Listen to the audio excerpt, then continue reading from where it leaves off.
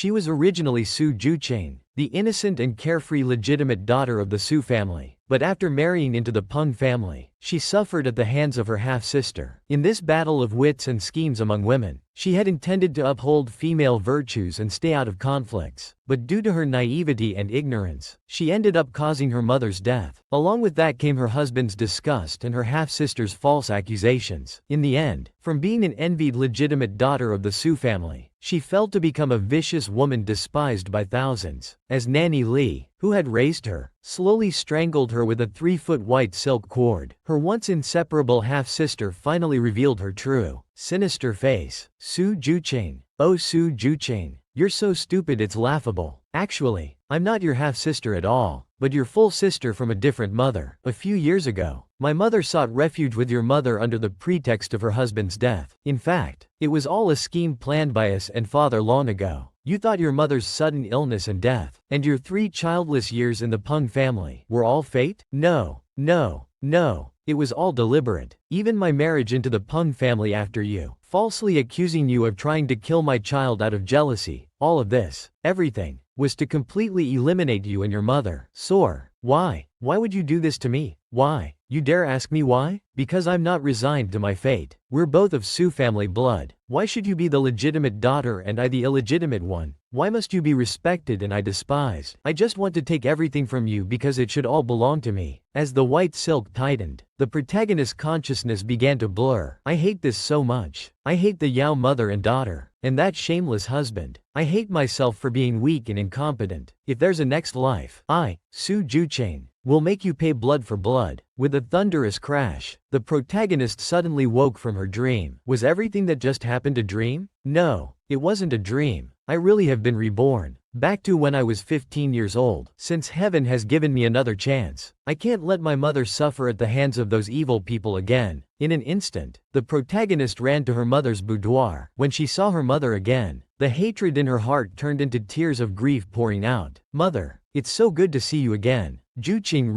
really missed you. Su's mother looked at her tenderly. Silly child, you're all grown up now, yet still acting like a little kid. Were you bullied by someone? A maid nearby murmured. The young miss fell asleep in the courtyard earlier, as if having a nightmare. Dreams are just false. Juqing, you don't need to be afraid. Mother will always be by your side. The protagonist's eyes suddenly became determined. That wasn't a dream. Even if it was, I won't let the events in the dream become reality. As she spoke, Nanny Li came in from outside. Madam, everything for praying at the Zhenxi temple is prepared. We can set off on time tomorrow. The protagonist suddenly felt alarmed. Zhenxi temple? In my previous life, it was during the prayer at Zhenxi temple that mother met my aunt and cousin who claimed to be in distress. Ever since that Yao mother and daughter came to the Su mansion, the calamities for mother and me began. No.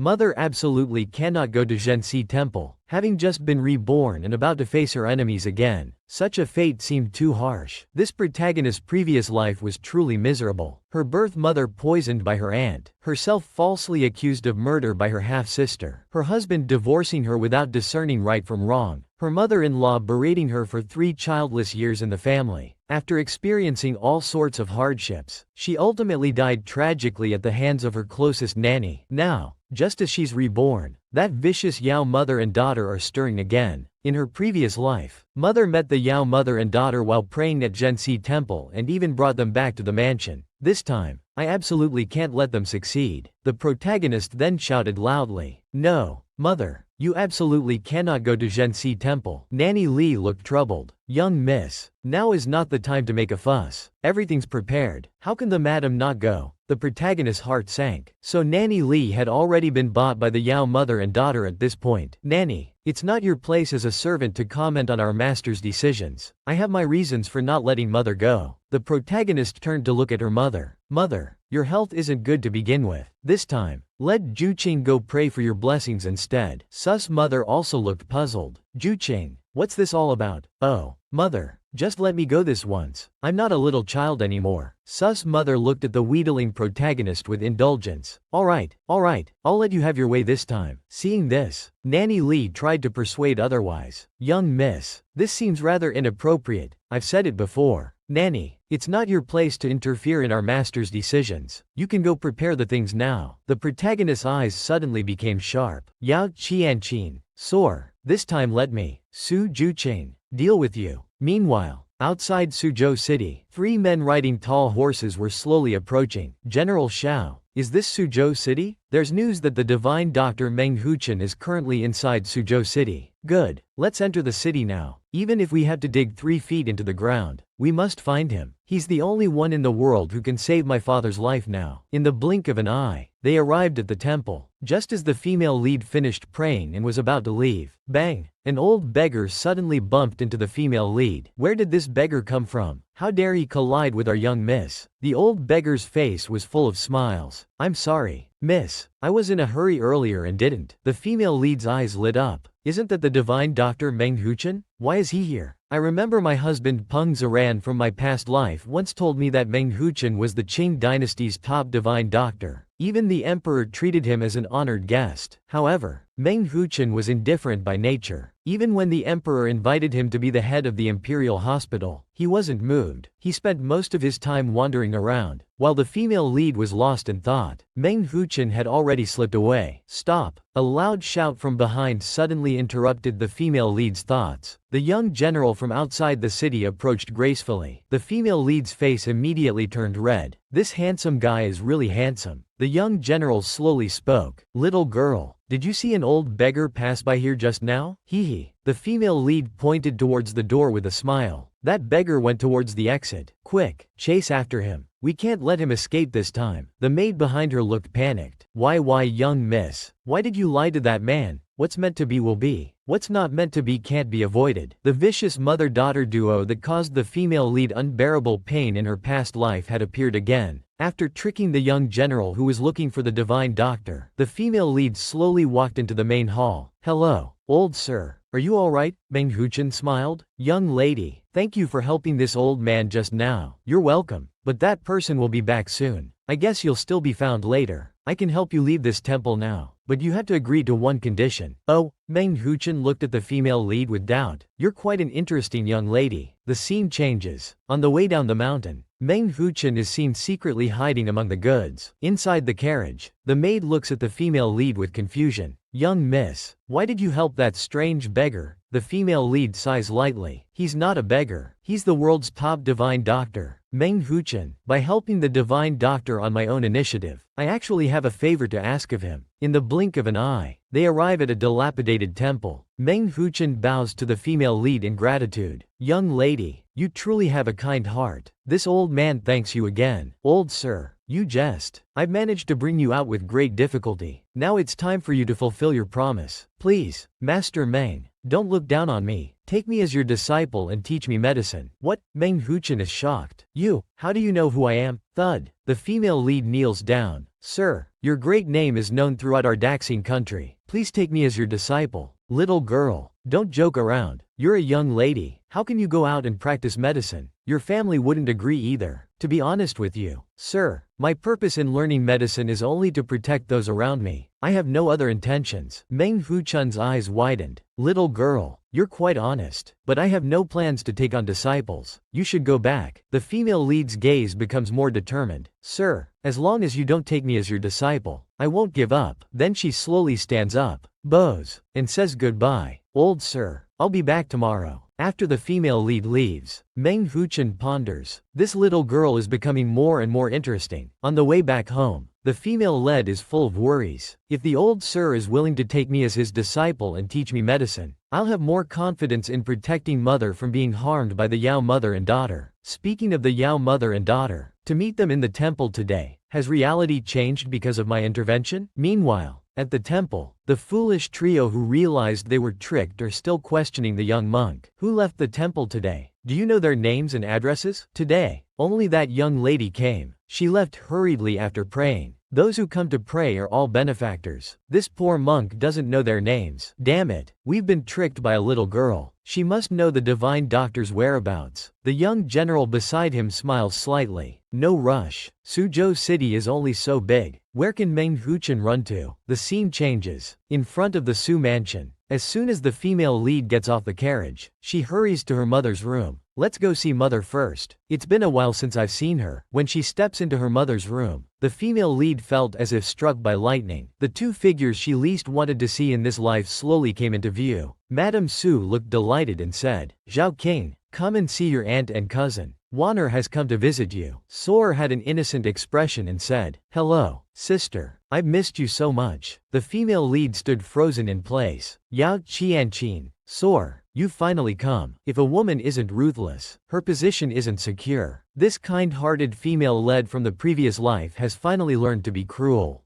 Just after the female lead bid farewell to Dream Divine Doctor and returned to the Su mansion, the scene before her caught her off guard. Her aunt Yao Qianqin and cousin Su Wanner had already arrived at the Su mansion. Soar smiled outwardly while greeting the female lead, but inwardly she was sizing her up. So this is Su Jucheng. In terms of beauty, she's not even 1/10 as good as me. Madame Su enthusiastically introduced them. This is my younger sister, your aunt. When we got married, we went our separate ways and haven't seen each other since. I heard your uncle passed away 6 months ago. Your aunt had nowhere to go, so she brought Wanner to seek refuge with us. Just as the female lead was about to speak, Nanny Li suddenly rushed in from outside. Madam, this old servant heard that Madame Zhao and Miss Wanner encountered unrest on their way here. It must have been difficult. Why don't we let them rest in the mansion for now? After hearing this, Madame Su looked sympathetic towards Qianqin and Wanner. It's not safe for two women to be alone outside. From now on, you can stay in the Su mansion. The female lead behind her looked troubled. They're letting them stay just like that? Seeing their scheme succeed, the Yao mother and daughter were all smiles. That's wonderful. Now Wanner and Juqing are about the same age. They can be playmates. Unexpectedly, the female lead let out a cold snort. It's fine, but I'm just curious about something. Aunt and Wanner traveled thousands of miles, yet they look neat and tidy, with perfect makeup. They don't look like they've been on a long journey at all. Moreover, Suzhou isn't far from your maternal family's home. Aunt, why didn't you think of going there? Hearing this, Madame Su also became suspicious. Nanny Li behind her quickly said, Madame Zhao just didn't want to worry her family. That's why she came all this way to seek refuge with you. Madam, the female lead's eyes suddenly flashed coldly. It seems Nanny Li knows a lot about Aunt's situation. Madame Su quickly smoothed things over. Juqing, don't say such things. Let's get Qianqin and Wanner settled first. Since mother has spoken, then let Nanny Li clean up that abandoned courtyard in our mansion. Aunt and cousin can stay there for now. Nanny Li behind her was about to speak. But,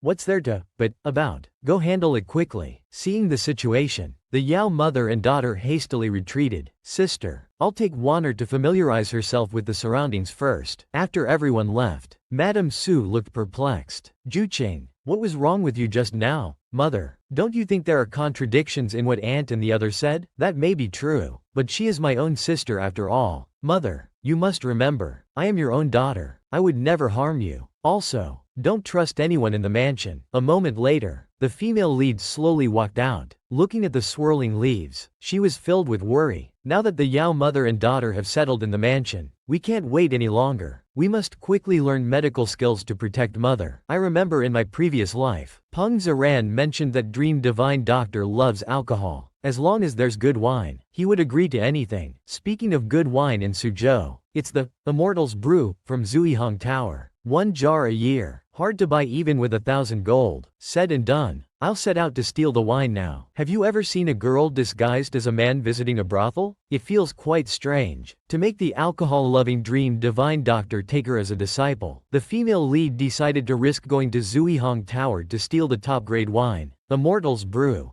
Just as the disguised master and servants sneaked into Zuihong Tower, young General Lin also arrived at Zuihong Tower shortly after. I heard the most famous wine in Suzhou is the Immortal's Brew from Zuihong Tower. As long as I get this fine wine, I'm not afraid that Dream Huchen won't come back. The female lead also noticed the young general at this time. Isn't this the handsome guy from the temple earlier today? I didn't expect him to be a playboy who frequents brothels. Never mind him. I should focus on finding my Immortal's Brew first. In a blink, she arrived at the kitchen. After frantically searching around, the female lead found the Immortal's Brew hidden in a corner. With a pop, she opened the bottle. An intoxicating aroma wafted out. It truly deserves to be called Suzhou's finest wine. Even I, who knows nothing about alcohol, find it exquisitely fragrant. Young miss, if we replace this fine wine with ordinary rice wine, won't people notice? It's fine. For the customers, this jar of fine wine is just to satisfy their palate. For me, it has a much greater use. Yes, yes, it must be like that. That's right, that's right. Looking at the mistress's self-deceiving expression, the maid immediately broke out in a cold sweat. Ah yes, yes, everything you say is correct. Meanwhile, inside the drunken red pavilion, a beautiful and charming woman slowly entered General Shao's private room. Handsome, 350 for a short time, 888 for the whole night. Would you like to consider it? General Shao let out a cold laugh and immediately refused. I come to this brothel but don't ask for girls. Your brother is doing performance art here. Suddenly, General Shao's eyes lit up. He saw the disguised mistress and her 3 servants hurriedly slipping out of the drunken red pavilion. Could it be that little girl who misled us at the temple mosque early this morning? The guard Feng Liang suddenly spoke up. General Shao, did you see something? Oh my? Where did they go? How did they disappear in the blink of an eye? No, I didn't see anything. I must have been seeing things. At this moment, a waiter came from outside the curtain carrying fine wine. Young master, here's the Immortal's brew you ordered. Oh, so this is the Immortal's brew that's only produced once a year? It looks quite ordinary. General Shao opened the wine jar and smelled it. He immediately felt something was wrong. With a loud bang, he slammed the wine jar hard on the table. Damn it, this is just ordinary Nuerong wine. How dare the drunken red pavilion try to deceive me with such a trick? This can't be. Someone come here. Bring me the owner of the drunken red pavilion. Moments later, the madam led 2 trembling guests in. Hurry up and tell me, what's going on here? This servant remembers now. Just earlier, a young master asked me where the kitchen was, saying he wanted to find some water to drink. Other than that, no one else entered the kitchen.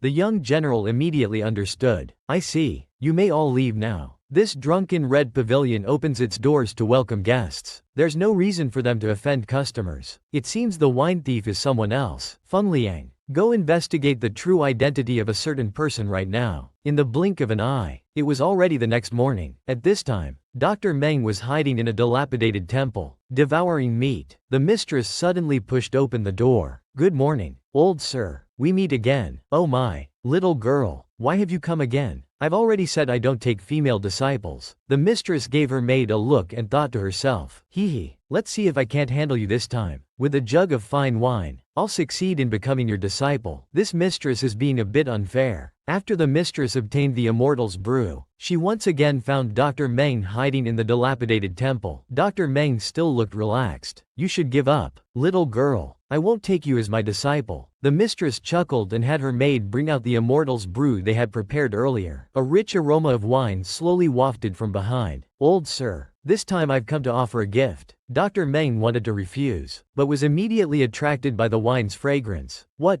is this scent? The maid stepped forward. Old sir, this is Suzhou's finest wine, the Immortal's brew. It's priceless. My young mistress went to great lengths to obtain it. With a whoosh, Dr. Meng lunged forward. How could he delay with such fine wine? Hand it over. But the mistress snatched the wine jug away and hid it behind her back. Master Meng, this jug of wine is specially prepared for my teacher. In all the world, only my teacher can drink it. So, what do you say, Master Meng? Do you agree or not? Meng looked proud. I'll only be staying in Suzhou for half a year. How much you learn in this half year depends on your own fortune. With a thud, the mistress immediately knelt down. Disciple Su Juqing pays respects to master. A day as teacher, a lifetime as father. Thank you, master, for imparting medical skills. In the blink of an eye, it was already midnight. The mistress returned to the Su mansion. Unexpectedly, she ran into Madame Yao and her daughter. Hello, cousin. Wanner greets cousin. The mistress politely smiled. Sister Wanner, Aunt Yao, aren't you resting yet, cousin? Did you just return to the mansion? We mother and daughter came out to Suzhou. We hope you'll take care of us in the future. Yes, Juqing. Wanner was missing you today. She said she feels close to you as soon as she sees you. But the mistress directly ignored Madame Yao and her daughter. I'm very busy usually. If you have any matters, go find father and Nanny Li. Watching the mistress leave without a care, Su Wanner became furious. You despicable wretch. How dare you have such an arrogant attitude? Mother, this little bitch. Could she know about our relationship with father? Impossible. How could a child understand such things? But now that we're living in the Su mansion, we have plenty of ways to deal with her. Meanwhile, In the inn, a guard came to report to General Xiao. Master, I found out clearly. The girl who lied to us at the temple mosque that day is Su Juqing, the legitimate daughter of the middle-ranking official Su Hongyuan. The Su mansion is located in the eastern part of Suzhou City. Su Juqing of the Su family? We don't know this girl at all. Why did she deceive us that day? Feng Liang,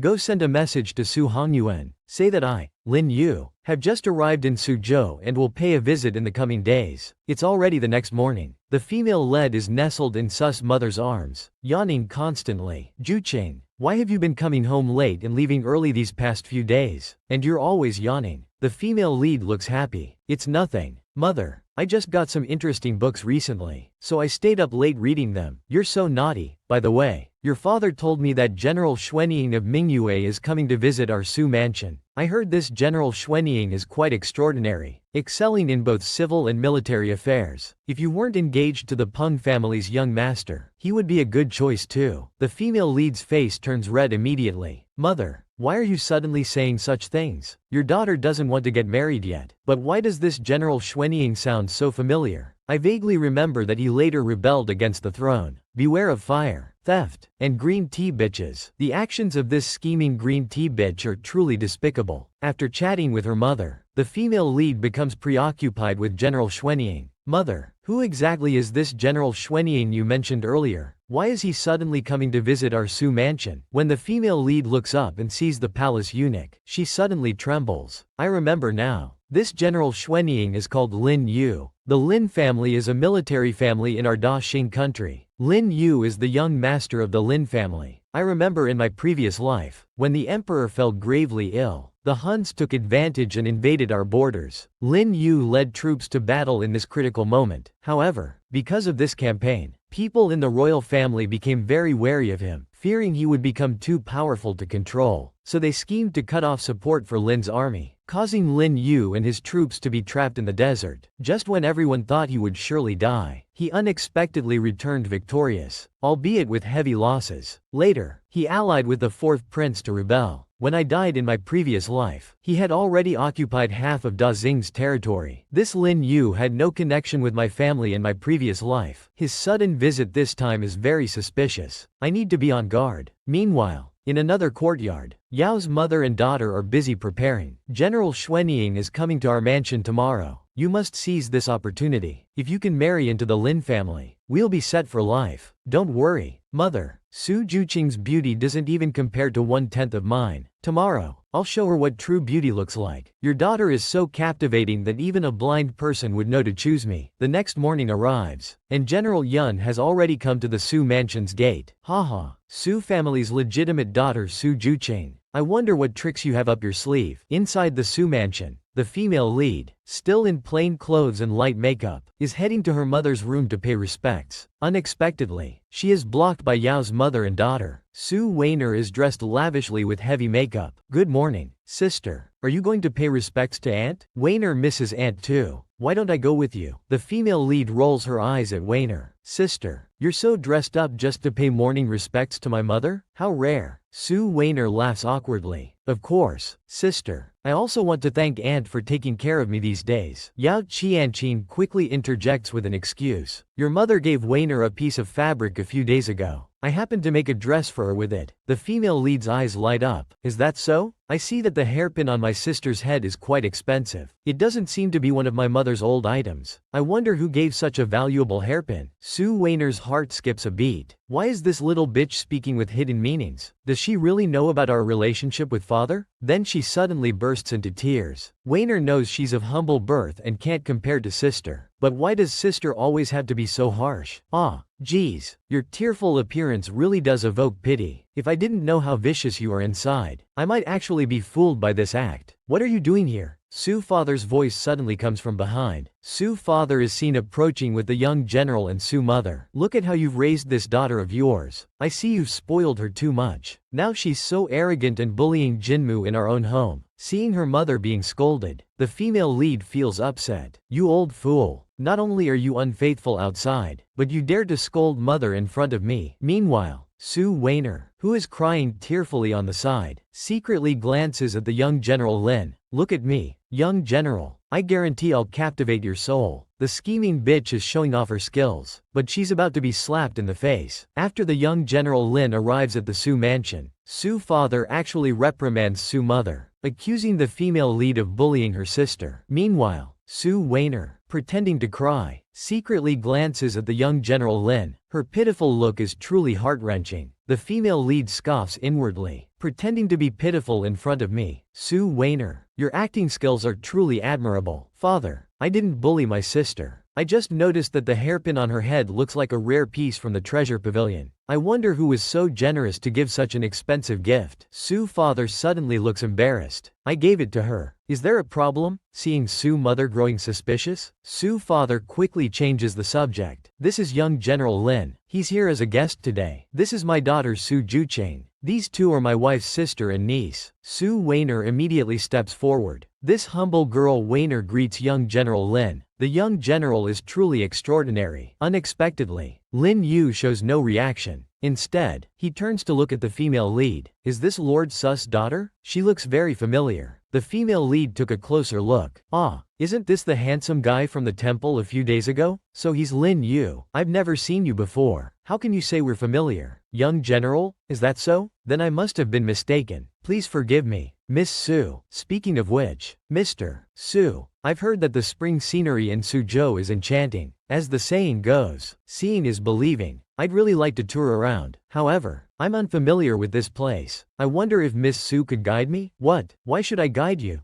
Juchain, how can you be so rude? If the general asks you to guide him, just do it. Why so many questions? Su seized the opportunity. Cousin seems quite displeased. Why don't we let Wanner do it instead? Lin Yu smiled slightly. That won't be necessary. I'll still trouble Miss Su. If that's the case, then please follow me. General Xiao, watching the female lead leave with General Xiao, Yao Qianqin looked discontented. Sister, it seems General Xiao and Juqing already know each other, but I heard Juqing is already engaged to someone. If anything happens, it might damage Su Fu's reputation. Ah, haha, sister, please don't mind. I'm just concerned about Juqing. That's why I said that. Meanwhile, the female lead and Lin Yu had arrived at a bamboo grove. Lin Yu slowly spoke. I didn't expect the Su family's young miss to lie so smoothly. Without even blushing, the general jest. This humble girl doesn't understand your meaning. Don't understand? I saw Miss Su looking quite knowledgeable at the Zui Honglu. Lin Yu suddenly turned and approached the female lead. I don't mean to trouble Miss Su. I just want to ask you to tell me, where is Meng Huchen? The female lead was startled. So the person he had been looking for was her master. In response to General Xiao, this girl doesn't know any Meng Huchen. May I ask why the general is looking for this person? That I can't tell you. You say you don't know Meng Huchen. Then why did you lie to us at the temple that day? The beggar at the temple a few days ago begged me to save his life, so I brought him to the city. After that, he left. The female lead's eyes suddenly became bright and innocent. General, every word I've said is true. If you don't know Meng Huchen, then why did you go to Zui Honglu to steal the immortal's wine? How does he even know about this? You black-hearted white lotus, cunning and vicious. These little tricks are truly hard to guard against. Faced with Lin Yu's continuous questioning, the female lead began to look flustered. Miss Su, you just said you don't know the divine Dr. Meng Huchen. Then why did you go to Zui Honglu the other day to steal my immortal's wine? Do you know that jar of wine was bought by me? The female lead immediately looked guilty. Words without proof. This girl really doesn't know who this divine Dr. Meng Huchen the general speaks of is. Besides, if the general is in a hurry to see her, you should be looking for her whereabouts now, not troubling me here. Fine, since Miss Su insists, I won't say more. Just remember what you said today. Lin Yu then left, leaving the female lead standing there stunned. That really scared me. This Lin Yu is unfathomable, and will become a terrifying figure who leads a rebellion in the future. I'd better avoid provoking him. A moment later, the female lead returned to the main hall. Su's father was surprised to see her. Why are you back alone? Where's General Lin Xiao? The lunch is about to start. The female lead replied coldly. He said he had something urgent and left first. As for what it was, I don't know. Su smiled inwardly. It seems General Xiao really dislikes that little bitch Su Juchain. Cousin, it seems you and General Xiao are quite familiar. Oh no, This is my first time meeting him. Perhaps he really mistook me for someone else. Really? Then do you know when General Xiao will come to the Su mansion again? Oh my. Sister Wanner, why are you asking about these things? Could it be you have other thoughts about General Lin Xiao? Oh no. No. I'm just curious. The female lead smirked coldly. Father, mother, your daughter is tired. If there's nothing else, I'll return to my courtyard. After the female lead left, Yao Qianqin unleashed her White Lotus Act. Sister, does Juqing have some misunderstanding about Wanner? Although we mother and daughter have fallen on hard times, Juqing shouldn't treat us so coldly. Su Wanner looked pitiful. Aunt, sister rarely pays attention to me. Sus mother was suddenly alarmed, remembering the female lead's warning a few days ago. Mother, I won't harm you, but in this Su mansion, don't trust anyone. Qianqin, you must have misunderstood. Zhao Qing has been too tired these days. It's not intentional. Sus father snorted coldly. This is the result of your usual indulgence. In the future, remember to teach her how sisters should get along. Su smiled coldly. Mother's tactic of sowing discord is truly brilliant. Several days have passed. The female lead has come to Dream Doctor's residence to study medicine. Her daily dedication to learning has led to significant progress in her medical skills. Dream Huchen is very pleased to see this. Not bad. Not bad. I didn't expect you to be such a talented child. Of course, our young miss studies medical books at night and gathers herbs in the mountains during the day. That's why she's achieved such results. By the way, Juqing, you can't use your real name when practicing medicine in the future. Have you thought about what name you want to use? I've decided. My childhood nickname was Yang Yang, so I'll use the name Su Yang when practicing medicine. That's excellent. From now on, you, Su Yang, will be my Dream Huchun's sole disciple. What's it like to see your father having an affair with your aunt? The female lead has certainly stumbled upon some major drama today. After finishing her medical studies at Dream Huchun's residence, on the carriage ride back to the Su mansion, the female lead was deep in thought. Why is Ling Yu so determined to find Master? Could there be some deep grudge between them? Never mind. I'll ask Master about it the next time I see him. Meanwhile, inside the Su mansion, the female lead's father, Su Hongyuan, was secretly meeting with Yao Qianqin. My lord, when will you be able to fulfill your promise to me? I really can't stand this feeling of living under someone else's roof anymore. Su Hongyuan also looked troubled. This is a crucial period for Guan Ping's assessment. I'm afraid you and your daughter will have to endure a bit longer. Yao Qianqin felt a surge of discontent. To be by your side, I can endure some hardship, but I feel sorry for our Hua. Just as Su Hongyuan and Yao Qianqin were being intimate, the female lead, who had returned to the mansion, happened to pass by. The maid looked shocked, but the female lead remained calm. Yao Qianqin, Su you mother and daughter can't wait any longer. Can you? Later that night, the female lead took out a stack of banknotes from her personal savings. Mei Xiang, take these banknotes. Tomorrow, find someone to run an errand and investigate the background of Su Shi and her daughter. Mei Xiang looked confused. They're just a widowed mother and daughter. What is there to investigate? Go and inquire about Yao Qianqin's deceased husband. I feel something is amiss. I don't believe people from her hometown know nothing about it. The female lead's eyes suddenly became sharp. Yao Qianqin, Su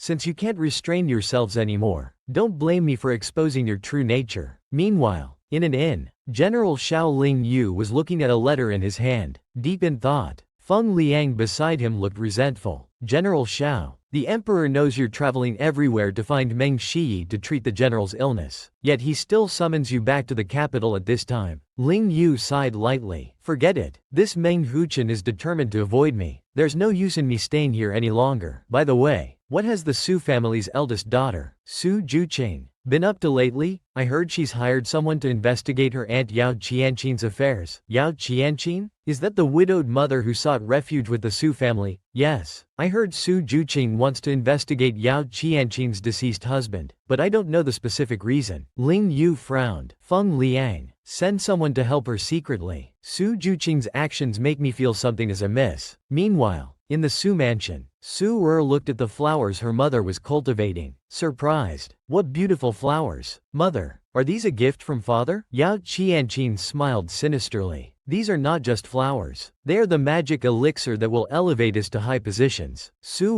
listened with excitement. Mother, tell me quickly, what use do these flowers have? These are dream soul flowers, which I spent a fortune to acquire. My dear sister Yao Qingrong loves to use Sui fragrance. When the scent of these dream soul flowers mixes with Sui fragrance, it becomes a slow-acting poison that leads to death. The poisoned person shows no symptoms initially, but once the toxin takes effect, not even the gods can save them. Haha. Then the position of the Su family's mistress will be mine. Yao Qianqin's. How malicious can the thoughts of a black-hearted green tea be? The methods of this Yao mother and daughter are truly chilling. This malicious Yao Qianqin, in order to obtain the position of the Su family's mistress, actually plans to poison her own sister. Hee. Once my dear sister dies, the Su mansion will be our mother and daughter's domain. Daughter Su was excited. Great. It's a good thing if aunt dies. I really want to see the painful expression on that little bitch Su Juqing's face. But mother, poisoning aunt is a serious matter. Won't this be discovered? Don't worry, my good daughter. Unless there's a divine doctor in this world, no one will be able to uncover our plan. The next morning, Su mother Yao Qingrong was enjoying the cool air. The maid behind her looked troubled. Madam, yesterday I saw the master coming out of concubine Yao's courtyard. Su mother's heart skipped a beat. Perhaps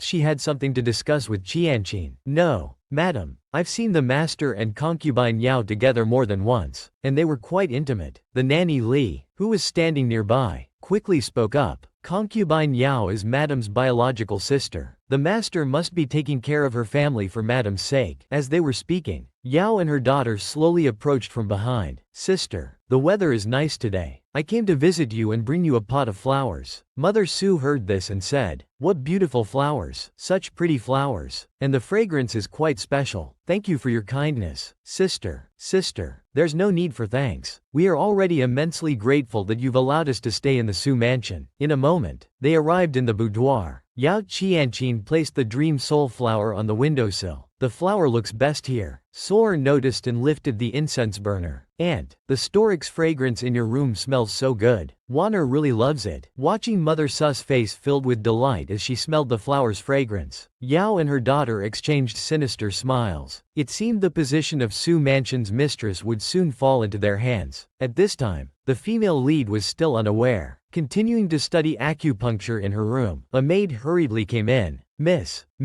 I just heard that Madame Zhao and the young miss have gone to Madame's courtyard. What? Hurry, let's go to Mother's courtyard now. I can't give Yao Qianqin any opportunity. In a moment, they arrived at Mother Su's room. Mother Su and Yao Qianqin were chatting happily. The female lead suddenly pushed open the door. Good morning, Mother. Juqing has come to pay her respects. Juqing, why have you come to pay respects at this time? Do you have something to discuss with me? The female lead looked around alertly. Then she noticed the dream soul flower placed on the windowsill. This pot of flowers looked unfamiliar. I don't remember this flower being in Mother's room before. Ah, your aunt specially brought it for me today. The flower's fragrance smells so good. The female lead carefully examined the flower. After sniffing it, she was shocked. This color and fragrance, it's the dream soul flower. Then she looked at the incense burner nearby. I see. These Yao mother and daughter are truly vicious. They actually want to poison Mother using the dream soul flower and storix. I won't let them off easily. Have you ever seen a woman with such malicious thoughts? This move by the Yao mother and daughter to accuse others first is truly infuriating. The methods of the Yao mother and daughter are truly vicious. To obtain the position of Su family's mistress, they plot to harm their own sister. Just as the Yao mother and daughter brought the poisonous dream soul flower to Mother Su's room, the female lead rushed over upon hearing the news. Seeing the dream soul flower and storix on the windowsill, the female lead became furious. These mother and daughter are unforgivable. They actually want to use this method to slowly poison Mother. The female lead picked up the flower pot and walked towards Yao Qianqin. Aunt, where did you get this flower? Yao Qianqin remained calm. It seems Juqing likes this flower very much. When I have time, I'll send you one too. Yes, Aunt Yao, if it's so beautiful and fragrant, why don't you keep it for yourself? Ah, haha. It's because I always think of my sister. When I see something good, I want to give it to her. The female lead suddenly moved forward, bringing the dream soul flower in front of Yao Qianqin. With a whoosh, Yao Qianqin quickly stepped back, using her handkerchief to cover her nose and mouth. Seeing this, the female lead sneered. Aunt and cousin, why are you running? It's just flower fragrance, not poison. Why are you so afraid? Mother Su looked confused. Juqing, what are you doing? Yao Qianqin broke out in a cold sweat. Yes, Juqing,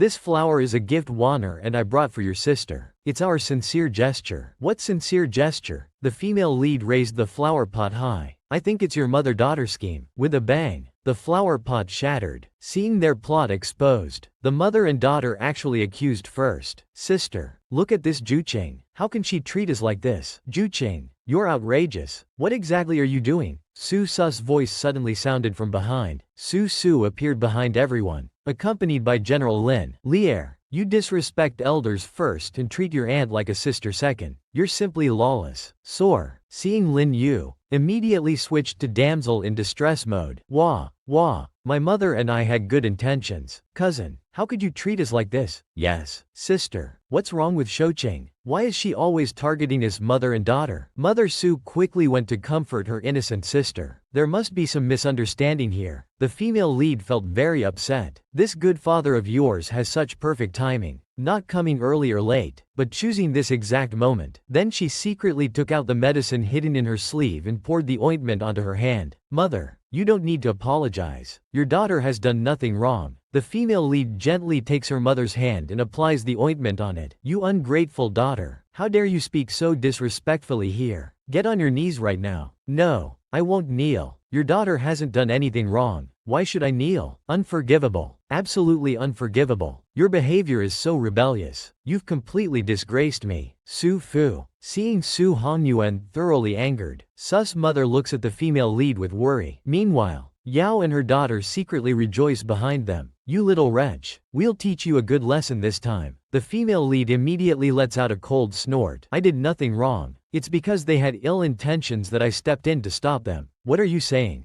Jucheng? It's fine if you don't like us, but why do you have to slander us? Those who do evil will eventually face retribution. These ill-intentioned mother and daughter finally get their comeuppance. This black-hearted mother-daughter pair, in order to seize the position of the Su family's primary wife, plotted to poison the female lead's mother, Yao Qingrong. After being exposed by the female lead, they actually tried to turn the tables on her. We brought flowers for sister out of goodwill. Jucheng, how can you slander us like this? The female lead doesn't back down at all, confronting them head-on. You still dare say I'm slandering you? Look at what's happened to my mother's hands. You knew she was allergic to flowers, yet you deliberately sent a pot over. How is that not ill-intentioned? Yao Qianqin is at a loss for words. Allergic? Sister, since when have you been allergic to flowers? Su's mother, slightly nervous, plays along with her daughter. Yes, I'm allergic to flowers. The female lead's tone becomes increasingly firm. Aunt, you keep saying you're close to my mother and share everything. How could you not know about this? Or did you intend to harm my mother? Yao and her daughter panicked completely. No, sister, this is all a misunderstanding. Whether it's a misunderstanding or not, you know it yourself, and everyone here can see it clearly. Lin Yu, who has been watching from the sidelines, smiles. This little girl is quite clever. Su quickly tries to defend herself. It seems this really was a misunderstanding. Your aunt didn't know about this, which is understandable. Father, you too. You came in and accused me without asking questions, and now you're making excuses for aunt. Your actions truly break your daughter's heart. Su's father, knowing he's in the wrong, is momentarily speechless. Yes, my lord, you shouldn't have blamed Jucheng. You even got so angry earlier.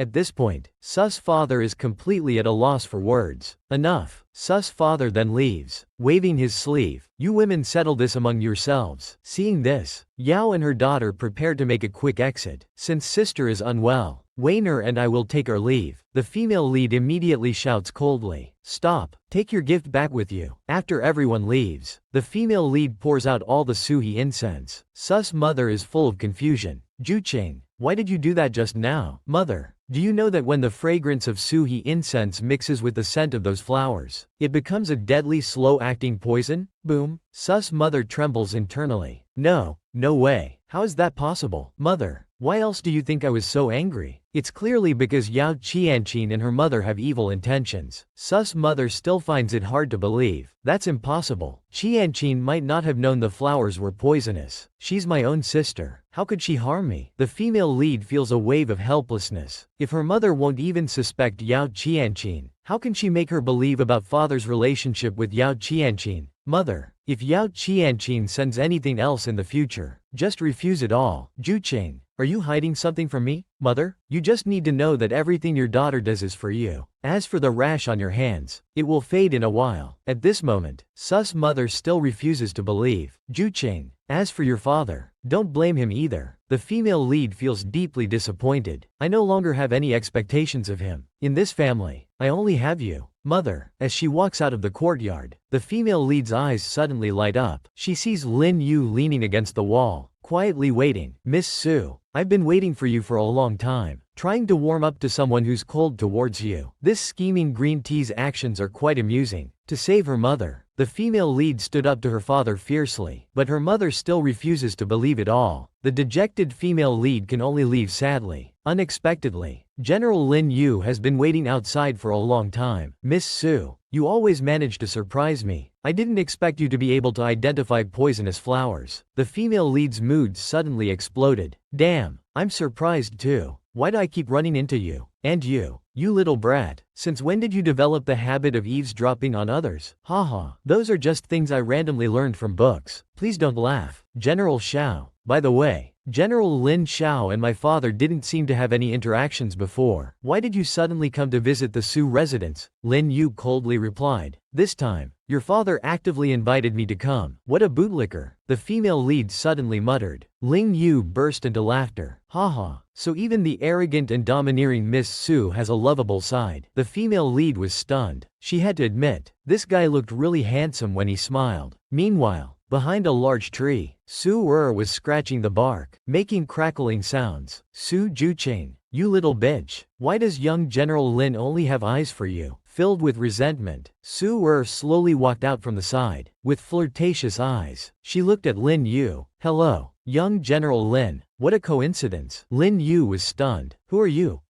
Young General Lin. It's me. Don't you remember? The female lead next to him chuckled. Haha, this is my cousin, Su Lin Yu looked coldly and said, I don't remember. Then he directly ignored Su and walked forward. How dare you? I, Su am as beautiful as the moon and as shy as a flower, as charming as a fish and as graceful as a wild goose. How can you not remember me, sister? Wait, what were you and young General Lin talking about just now? Hee, cousin, you want to know? Then go ask him yourself. Su was immediately enraged. Sister, how can you be like this? The female lead suddenly stepped forward. Su remember this. I know exactly what you and your mother are up to. You two better remember one thing. Those who do evil will eventually be punished. In the blink of an eye, they arrived at the side courtyard. Yao Qianqin was nestled in Su father's arms, crying. I really didn't know sister was allergic to pollen. She must misunderstand me now. What should I do? Grandfather, this will only make sister dislike me more. Moreover, Juqing has a deep prejudice against his mother and daughter. I think I can no longer stay with you. Grandfather, I'd better leave. Su father suddenly flew into a rage. It's all your sister's fault. Spoiling that girl like this. I'll teach her a lesson later. Qianqin, don't worry. I've already arranged everything for this Guanping examination. After the results come out, we can go to the capital together. Before we go to the capital, I promise to give you a legitimate status. That's wonderful. Grandfather, you're the best grandfather in the world. After Su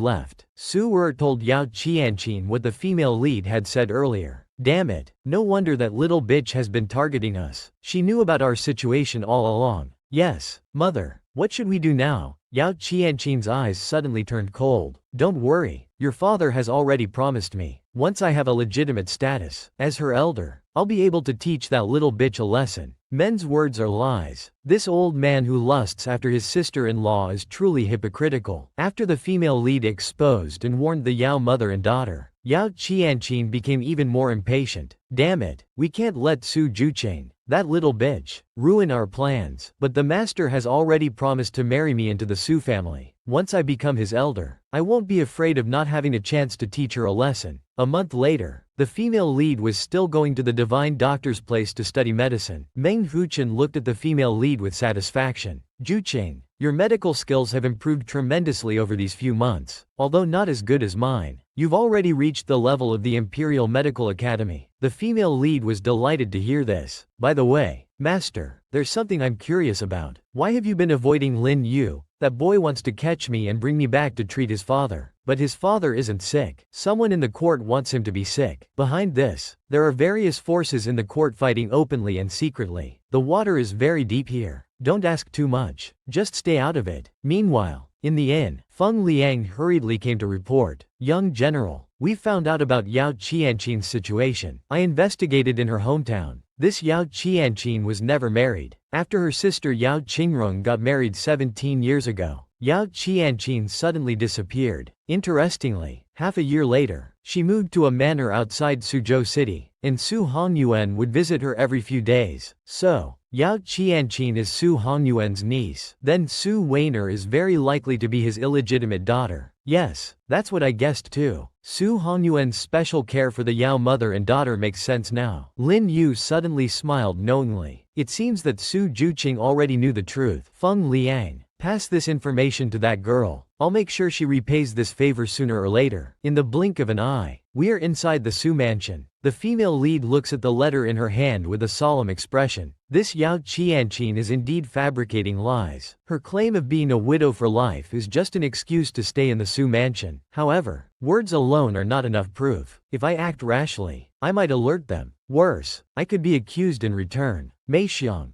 go and get another 500 taels of silver. Have someone find a few witnesses from the hometown to come here. It doesn't matter if they're fake. This time, I will definitely expose Yao Qianqin and her mother's true nature. The scene changes. It's now the next morning. Yao Qianqin is chatting idly in Madame Su's room. Suddenly, a servant comes to report. Madam, great news. Our master is about to be promoted. Really? Has the master's new position been confirmed? Yes. After the promotion, I will be the vice minister of the secretariat. We'll leave for the capital in 7 days to take up the post. Madame Su's face immediately lights up with joy. This is wonderful news. I must go tell Juqing right away. After everyone leaves, Yao Qianqin's eyes suddenly turn ambiguous. Congratulations on your promotion, my lord, my life. Master Su directly goes in for a kiss. My little treasure, let your husband, be careful. Don't let others see us. You old ghost. Speaking of which, we're going to the capital in 7 days. My lord, don't forget what you promised me earlier. Master Su immediately looks troubled. Ozzy is doing fine. I'll think of something. Yao Qianqin feels a wave of displeasure. Men's words, all lies. This stinking man is just placating me again. No, it seems I'll have to take matters into my own hands. 3 days without beating, and they'll be up to no good. She's going to cause trouble again. Upon learning of her father's promotion, the female lead is suddenly shocked. What? We're moving to the capital in 7 days? Yes. Juqing, you should start packing soon to avoid being rushed later. The female lead looks troubled. After moving to the capital, I'll be arranged to marry Teng Zaran, and I'll have to face my headache-inducing mother-in-law, Madame Peng, from my previous life. Now that the moving ceremony is imminent, Yao Qianqin will surely make a move. Meanwhile, Madame Su is immersed in joy. I heard the capital is much more prosperous than Suzhou. Besides, it's been a long time since I've seen Madame Peng. In the blink of an eye, it's midnight. The Yao mother and daughter are also worrying about this matter. Mother, after we arrive in the capital, we can't possibly socialize with those high officials and nobles as relatives of the Su family. Can we? Doesn't father have any solution? Madame Yao also looks discontented. I'm worried about this too. That scoundrel only cares about power and status. He doesn't put us mother and daughter first at all. Now we can only rely on ourselves to take initiative and fight for our best interests. At this moment, Nanny Li suddenly pushes the door open. Madam, young miss, this old servant has come to help ease your worries. Nanny Li, you've come at the right time. I just happened to have something I wanted you to help with. This old servant naturally knows what's on Madam's mind. What you care about most now is your status. However, this old servant dares to say, when you become the official madam, please don't forget your promise to this old servant. A moment later, Nanny Li slowly walks out of the room,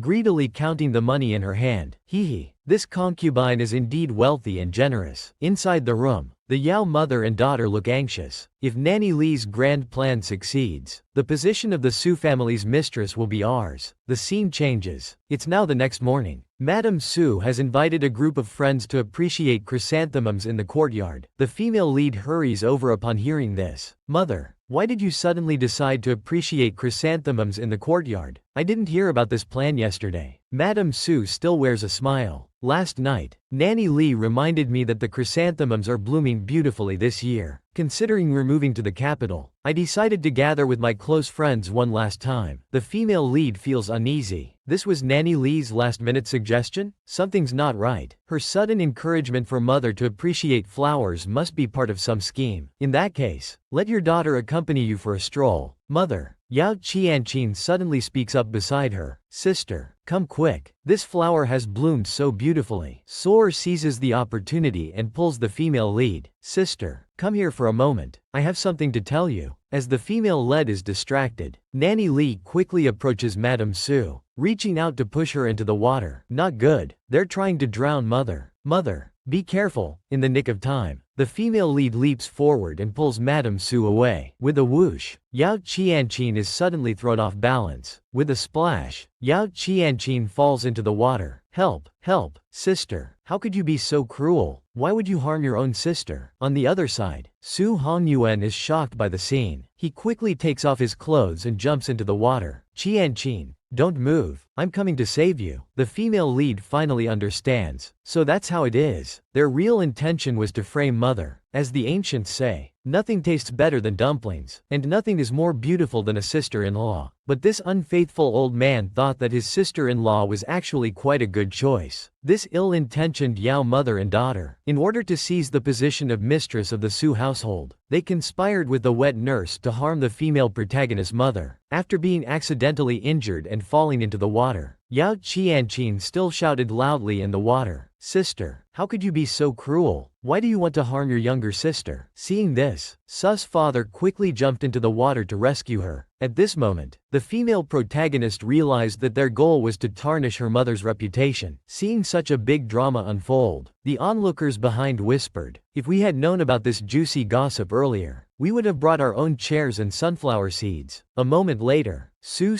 rescued Yao Qianqin back to the shore. What are you all standing there for? Quickly go and fetch a doctor. Seeing this, Su's mother hurried forward. Husband, are you all right? Shut up, you wicked woman. How dare you do such a thing in front of everyone? The female protagonist immediately became furious. Father, you're acting so strange. My mother hasn't said anything about Aunt falling into the water. Why are you so worked up? Su's father was suddenly at a loss for words. I'm naturally worried about you too. Su Wanner, standing behind the young aunt, immediately added fuel to the fire, glaring fiercely at Su's mother. In front of everyone, my mother was maliciously pushed into the water. I beg uncle to do justice for us mother and daughter. We must severely punish that vicious person. The female protagonist immediately sneered. That's right, we must indeed punish this vicious person. Come, seize Wet Nurse Lee for me. Upon hearing this, everyone was shocked. What? Wet Nurse Lee? Wet Nurse Lee behind them immediately broke out in a cold sweat. Young miss, this has nothing to do with this old servant. Why are you seizing me? Hee. Why? As a servant, you harbored ill intentions, attempting to harm your master's life. I saw with my own eyes that it was you who pushed Aunt into the water. With a thud, Wet Nurse Lee fell to her knees. It's unjust. Young miss, how could this old servant harm Madame Zhao? It was Madam. Shut up. At that time, only you were standing behind Aunt, while Mother was standing with me. If it wasn't you, are you saying Aunt jumped in herself? The onlookers behind once again discussed among themselves. Yes.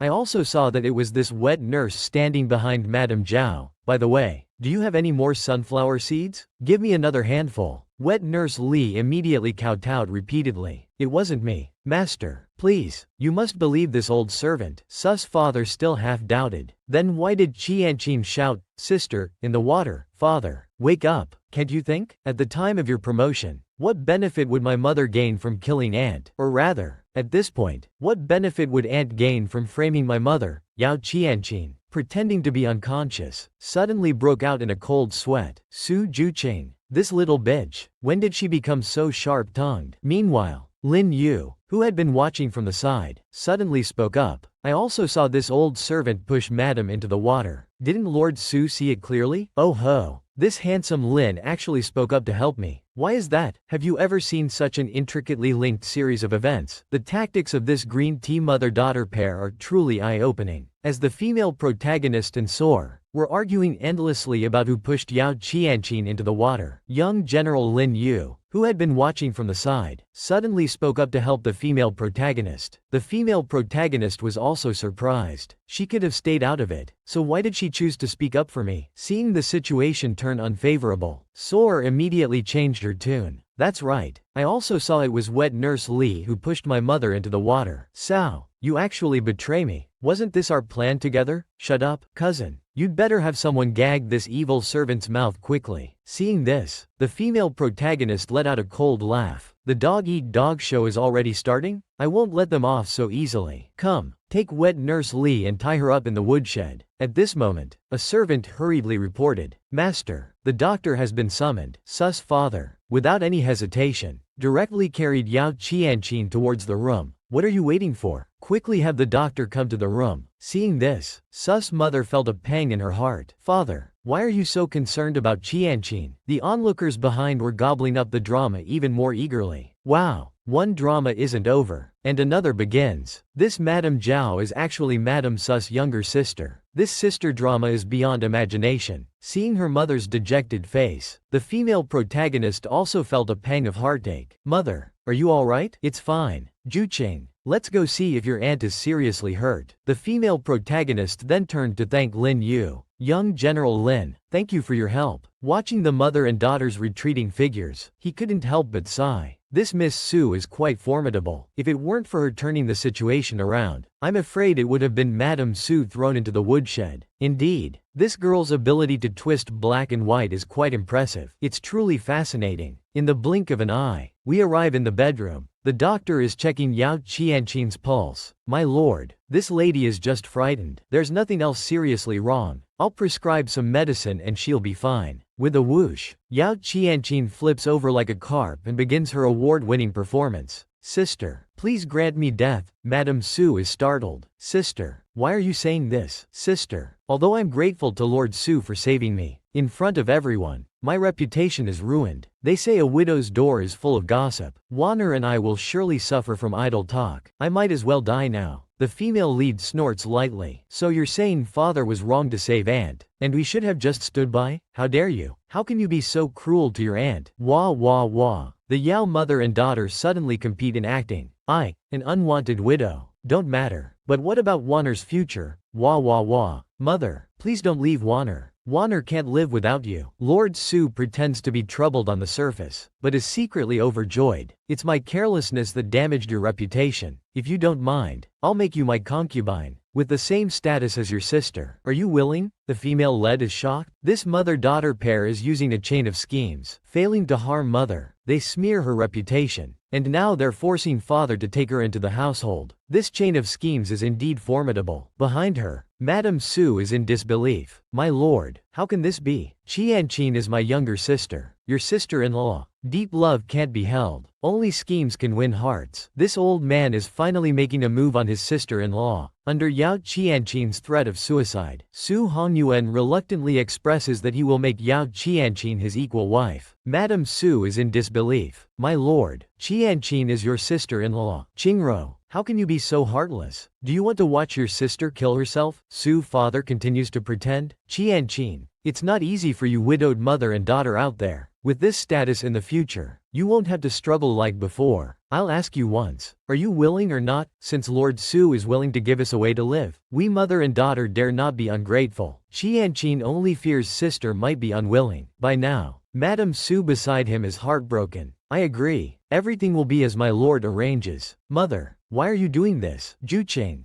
don't question your mother's decision. Very well then. In a few days, I'll take Qianqin as my concubine. After leaving the side house, the female lead is full of confusion. Mother, why did you agree to father's absurd proposal just now? You clearly didn't want to. Jucheng, I've been married to your father for over a decade. I know him too well. If he didn't have this intention, he wouldn't have brought it up. With a wail, Madame Su bursts into tears. When did they get together? How could I be such a fool, not knowing anything? Mother, don't be sad. You still have me. Jucheng, I'm tired. I'll go rest in my room. Don't worry about me. Go back now. Watching her mother's retreating figure, the female lead is full of self-blame. I'm so useless. Even though I knew everything, I still let Yao Qianqin's scheme succeed, making mother so heartbroken. At this moment, the maid Tao Yu hurriedly runs up from behind. It's terrible. Young miss. Nanny Lee has committed suicide by poison in the woodshed. What? Yao Qianqin made her move so quickly? Yes. Young miss. They dared to kill in broad daylight. Shouldn't we tell the master? No need. He won't believe it anyway. All that talk about blood being thicker than water and family bonds is nonsense. The female lead's eyes become more determined. I can't be weak anymore. I must cut all this off as soon as possible. In the blink of an eye. It's the next morning. The Yao mother and daughter are smug in the main hall. Wanner, do you know? Your father has already privately arranged with me how to marry me into the Su family with pomp and circumstance. He's about to announce it publicly. Once I become the equal wife, that little brat Su Juqing will have to respectfully kneel down and call me mother. But mother, we killed Nanny Lee. Won't we be found out? Don't worry. Keeping that old woman alive would have been a liability. Of course we had to get rid of her first. As they speak, Lord and Madam Su enter. Yao Qianqin's eyes instantly become pitiful. My lord, madam. Seeing this, Lord Su looks sympathetic. My poor Qianqin. I've called you here today to discuss Qianqin and Wanner entering the household. Such a big matter. Why wasn't I informed? The female lead's voice suddenly rang out from outside the door. Father, mother, I'm late. How to restrain a scheming dancer who wants to usurp power and position. The female lead's maneuver is truly applause-worthy. The brilliant move came just as Su's father was about to officially announce taking Yao Qianqin as his equal wife. The female lead suddenly pushed open the door. Father, mother, why didn't anyone inform me of such a big event? What are you doing here? This is a matter between us elders. We don't need to consult you. Of course I should come. I am the legitimate daughter of the Su family, the family's pillar. Naturally, I should know. Am I not your daughter, father? Su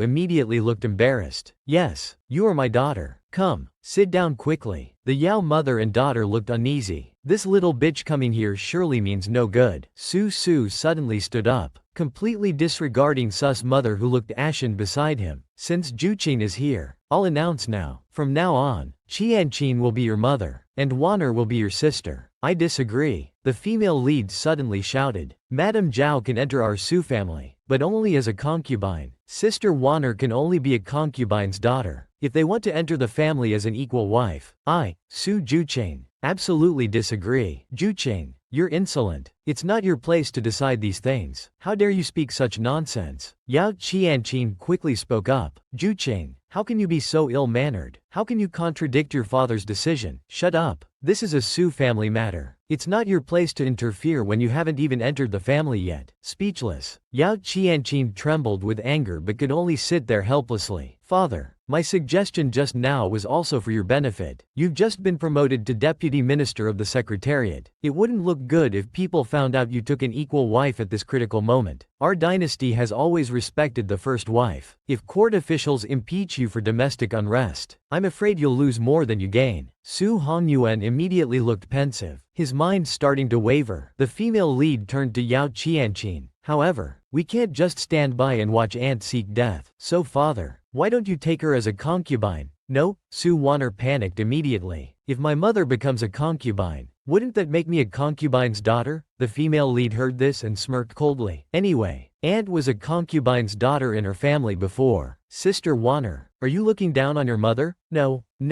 I'm not. Just as Su Hongyuan was wavering, Su's mother suddenly stood up. I agree with Juqing's suggestion. If Qianqin wants to enter the family, she can only do so as a concubine. Yao Qianqin immediately looked innocent. Sister, how can you treat me like this? Qianqin, although you're my sister, I care more about grandfather's reputation. Grandfather has worked hard in court for so many years. We can't let it all be ruined because of this. Su's mother cleared her throat. Qianqin, you either enter the family as a concubine or make your own arrangements. If you're determined to seek death, I, as your sister, can't stop you. The female lead was overjoyed and sighed. Mother has finally seen the truth. Well done. Yao Qianqin looked embarrassed. Damn it, Yao Qingrong, that bitch. How did she suddenly become so assertive? Since sister has left me a way out, if I dare to seek death again, I'd be ungrateful. Su Hongyuan cleared his throat. If that's the case, then let's make her a concubine for now. For now? It seems you still haven't given up your wicked intentions. The female lead turned to Yao Qianqin. Well then, congratulations, Concubine Yao. From now on, we're family. Concubine Yao, remember well, from tomorrow on, you and Sister Wanner must come to kneel and pay respects to me and mother on time. Evil deeds will be punished by heaven. The wicked will meet their doom. This mother-daughter pair, after all their scheming, were still completely outmaneuvered by the female lead. Under the reasoned arguments of the female lead and sus mother, Su Hongyuan finally agreed to take Yao Qianqing as a concubine. The female lead looked smug, openly mocking. Concubine Yao and sister Wanner, remember to come kneel and pay respects to mother and me on time starting tomorrow. Yao Qianqing appeared calm on the surface, but inside she was seething. She clenched her fists, vowing to kill the female lead with her own hands. Bang! Back in her room, Yao Qianqing flew into a rage. Su Juqing, Yao Qingrong, those two bitches, they're driving me mad. They've ruined all my careful planning. Su Wanner beside her was also full of resentment. What should we do now? We can't let those two bitches keep us down forever. Wanner, listen to me. When we get to the capital, you must perform well for me. Outshine that little bitch. As long as you marry well, we still have a chance. Even that little bitch's fiancé, the Peng family's young master, you must snatch him away. These all rightfully belong to you. The Su family's young lady. Don't worry, mother. In terms of beauty, I'm a heavenly beauty that puts all others to shame. In terms of talent, I'm extremely knowledgeable and accomplished. When we get to the capital, I'll make that little bitch know what it means to be utterly humiliated. In the blink of an eye, they arrive at Dream Doctor's residence. The female lead is saying goodbye to Meng Huchen. Meng Shen still has a carefree expression. Ah, you say you're leaving Suzhou for the capital. As it happens, master, I'm also about to continue my wanderings across the 4 seas. Although the capital is good, people's hearts are treacherous there. This jade pendant is my token. If you encounter trouble in the capital, just say you're Meng Huchen's disciple. I guarantee no one will dare to give you a hard time. The female lead also looks surprised. Such a valuable item. Master, you'd better keep it for yourself. You just take it. I've only taken one disciple in my life. When you get to the capital, don't bring shame to your master. In the blink of an eye, it's already midnight. General Lin Xiao is also on his way to the capital. At this time, Feng Liang hurriedly reports to General Xiao. Someone outside Suzhou City sent a message saying they found Meng Huchen but he escaped again. But Meng Huchen also revealed that he took a disciple named Su Yang. He said he passed on his legacy to her, and her medical skills are exceptional. She's also on her way to the capital now. Good. Send out orders to search for Su Yang's whereabouts throughout the capital, and find her to treat my father's illness. The scene changes. Several days later, Su Fu has already moved his entire family to the capital. The female lead is also excited. Yang Qingming lives in the main courtyard. I'll take the room near the west side to be a bit quieter away from mother. As for Aunt Yao and sister Wanner, you can live in the room in the east courtyard. Yao Qianqing immediately looks innocent. Master, this east courtyard is too cold and remote. If I need to find the master or madam later, I'm afraid it won't be very convenient. Sus father also looks troubled. This east courtyard is indeed a bit dilapidated. Hee. Aunt doesn't know. We'll have many servants in the future, and we can't spare extra courtyards for now. We can't let a concubine live in the main courtyard, can we? Besides, there are many people and gossip in the capital. If a censor accuses father of favoring a concubine over his wife, it would affect father's career. What should we do then? Wow. Juqing makes a good point. Let's do as Juqing says. We'll renovate it later. Yao Qianqing is immediately trembling with anger. Now that we've come to the capital, why do I feel uneasy? Heaven's vengeance may be avoided, but self-inflicted retribution cannot be escaped. Yao Qianqing, this scheming green tea bitch, has been completely outmaneuvered by the female lead after entering the household as a concubine. After the female lead's family moved to the capital, Sus father became even more unrestrained. The intense vibrations make it feel like the house is about to collapse. After a bout of lovemaking, Yao Qianqing nestles in Su Hongyuan's arms, crying, Master, if you can, you can. If you can't, you can't. It's not right to always say you need to rest. Iya, when you reach middle age, you have to put goji berries in your thermos. Next time for sure. Su Hongyuan suddenly looks deeply affectionate. Back when I was at the Yao family, I fell for you at first sight. Who knew your mother would insist on marrying your elder sister to me? Now that you've suffered such grievances, my heart aches. Don't say that, Master. Mother wanted to marry me off to a poor scholar back then. Thanks to you saving me, I can be with you forever. Just as the two were about to start another round of passion, the maid Dao Yu suddenly came knocking. Master, concubine Yao, the madam suddenly feels unwell. What's all the noise about? If the madam is unwell, go find a doctor. Why come to me? It's nothing. Master, the madam is unwell and wants concubine Yao to go attend to her. What? Yao Qianqin immediately looks displeased. She's unwell. Why do I have to attend to her? Su Hongyuan looks troubled. She's the madam. If you don't go, it would be disrespectful. You'd better go over for a bit. A moment later, Yao Qianqin is kneeling outside the madam's room, waiting. The female lead suddenly walks over from the side. Aunt Yao attending in the middle of the night really moves Jucheng. Silver lady should kneel here and wait properly. So it's you. Since you called me to attend, why make me kneel outside? The female lead turns around gracefully and leaves. Silver lady, just wait properly. Mother will call you when she needs something. In the blink of an eye, it's the next morning. Yao Qianqin rubs her knees, looking pained. I knelt all night last night. It really exhausted me. Sore. Hearing this, looks furious. That little bitch Su Jucheng. How dare she humiliate mother like this? I'm going to tell father right now. Wanner, how can you be so impatient? The more Su Jucheng torments me, the more your father will pity me. That Yao Qingrong won't be smug for long. A primary wife who can't bear a son is no match for a favored concubine like me. In a few days, I'll have your father charge her with the crime of being childless and divorce her.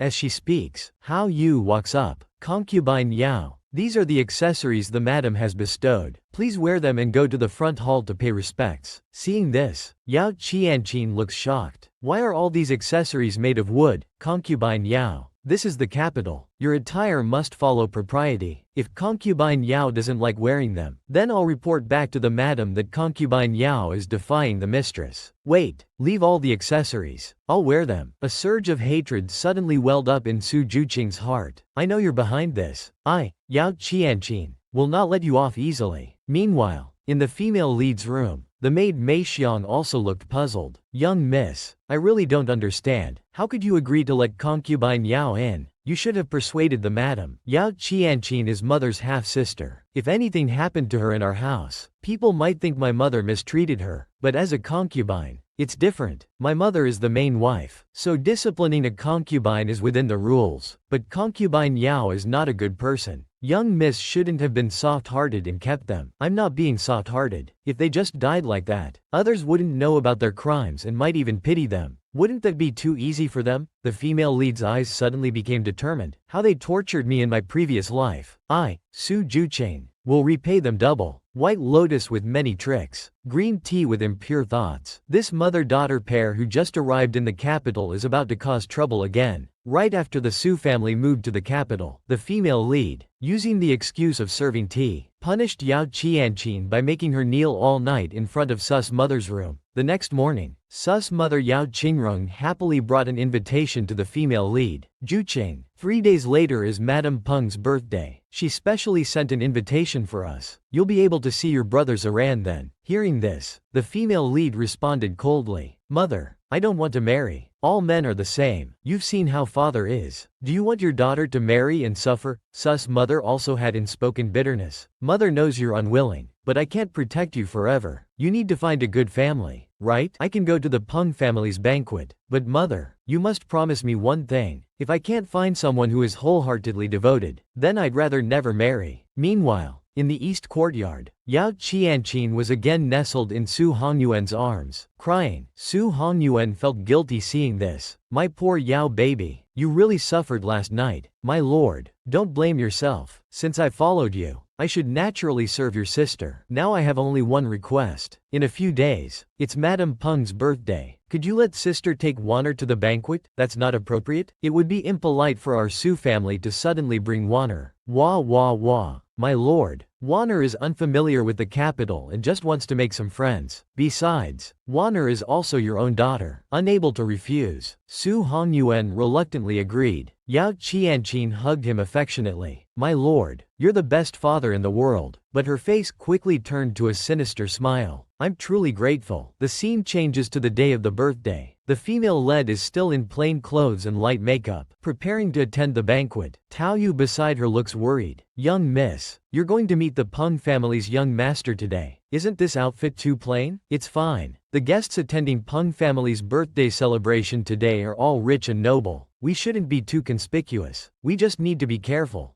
Sister, are you ready? Soar's voice came from beside. She was dressed gorgeously with exquisite makeup, clearly determined to make an impression. The female lead looked at her with disgust. Sister Wanner really put in a lot of effort. This outfit must be everything you had in your trunk, right? Behind them, Yao Qianqin, arm in arm with Sus' mother, humbly said, Sister, Wanner is usually clumsy and shy. Please guide her more. Sister is joking. Wanner is so clever. I'm sure she doesn't need my concern. Watching the carriage leave, the maid was overjoyed. Our young miss is so beautiful. She'll definitely outshine Su Juqing this time. Haha, that's right. All men in the world love beauty. How could Su Juqing compare to even 1/10 of Wanner? Meanwhile, inside the Peng mansion, the young ladies from rich families were also whispering. The eldest daughter of Dr. Teng's family spoke first. I heard that the eldest daughter of the Su family, who just came to the capital, is also attending the banquet. I wonder what she's like. The eldest daughter of General Zhang's family, Tang Yujiao, looked disdainful. This country bumpkin from Suzhou. What's there to see? Why are you so interested? But I heard that this Su family's eldest daughter has been betrothed to the Peng family's eldest son. She shouldn't be ordinary, right? Just eat your dessert. The Peng family's son is highly talented. Who knows if he's even worthy of this marriage? As they spoke, a servant outside announced loudly, Madam Su. The young ladies saw the Su family's mother and daughters slowly entering. The show of beauty competition at this birthday banquet was about to begin. The scheming green tea girl would show off her chin skills again. Such high-level art truly leaves one stunned. Not long after the Su family moved to the capital, Sus' mother Yao Qingrong was invited to the Peng mansion to celebrate Madame Peng's birthday. When the three Su women appeared before everyone, Lu Yang, the eldest daughter of Dr. Cheng'an's family, was shocked. Wasn't it said that the Su family only had one eldest daughter? Why are there two? The onlookers beside her were also puzzled. I think the one on the left, wearing gold and silver, dressed luxuriously, must be the Su family's legitimate eldest daughter. Only Tang Yujiao, the eldest daughter of General Zhang Wu, had keen eyes. I guess the one in green is the eldest daughter. Although the one in pink is dressed lavishly, her expression is unsettled, looking around nervously. She's too petty. The one on the right, though dressed simply, has a calm demeanor and serene gaze. This is the bearing of a family's eldest daughter. Seeing this, Sus' mother quickly introduced them to Madame Peng. This is our family's eldest daughter, Juqing. This is the second daughter from the concubine, Wanner. Hearing this, the female lead, they bowed slowly. Soar had an embarrassed look on her face. This foolish woman Yao Qingrong, how could she point out my status as a concubine's daughter in front of so many people? Madame Wang quickly invited everyone to enter and be seated. Sus' mother took the opportunity to look at the female lead Zhu Cheng. I understand your intention to point out that Wanner is a concubine's daughter, but isn't this somewhat inappropriate? Mother, you're overthinking it. I've given Yao and her daughter a way out, but they may not leave us a way to survive. Since we brought them to the banquet, they represent the face of our Su family. If something goes wrong,